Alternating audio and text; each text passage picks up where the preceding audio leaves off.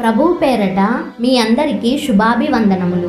ఈరోజు మన అనుదిన వాక్య ధ్యానమైన ఎడారిలో సెలయేర్లలోని వాక్యము. నా విషయమై అభ్యంతరపడనివాడు ధన్యుడు.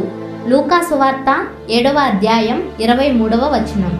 క్రీస్తు విషయం అభ్యంతరపడకుండా ఉండడం ఒక్కొక్కసారి చాలా కష్టమైపోతూ ఉంటుంది.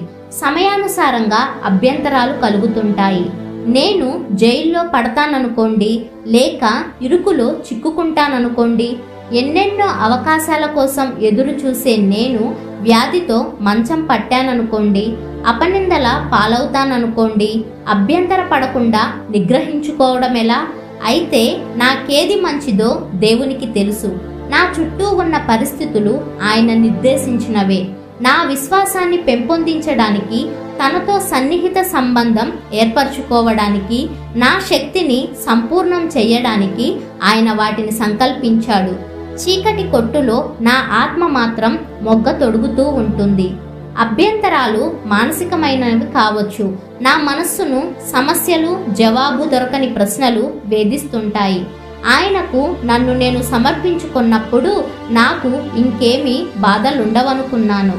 అయితే మాటి మాటికి కారుమబ్బులు కమ్ముకుంటున్నాయి. కాబట్టి కష్టాలు కొనసాగుతూ ఉన్నట్టయితే ఇంకా ఖచ్చితంగా ఆయనలో నేను నమ్మకం ఉంచాల్సిన అవసరం ఉంటుందన్నమాట.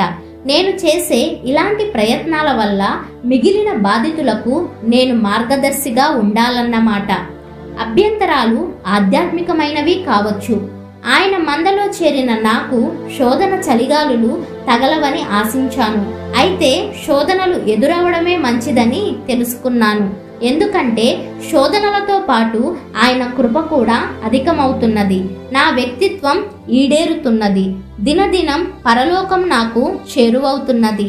అక్కడికి చేరి వెనక్కి తిరిగి నాకు ఎదురైన సమస్యలన్నిటినీ చూస్తాను.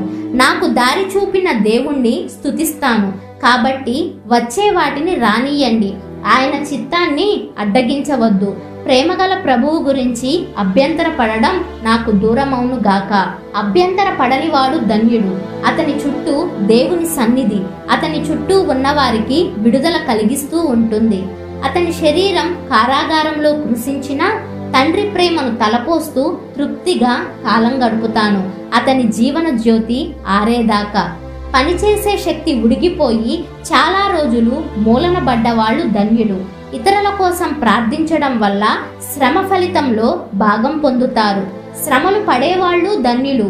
నీ శ్రమలకు కారణాలేమిటో లేస మాత్రమైనా తెలియకపోయినా ఆ దివ్య హస్తాలలో నీ జీవితాన్ని పెట్టు. అవును, అభ్యంతర పడని వాళ్ళు ధన్యులు. వచ్చే ఆపదలు అర్థం కాకపోయినా, రహస్యాలుగానే మిగిలిపోయినా, గమ్యం చేరేదాకా అభ్యంతర పడని వాళ్ళు ధన్యులు.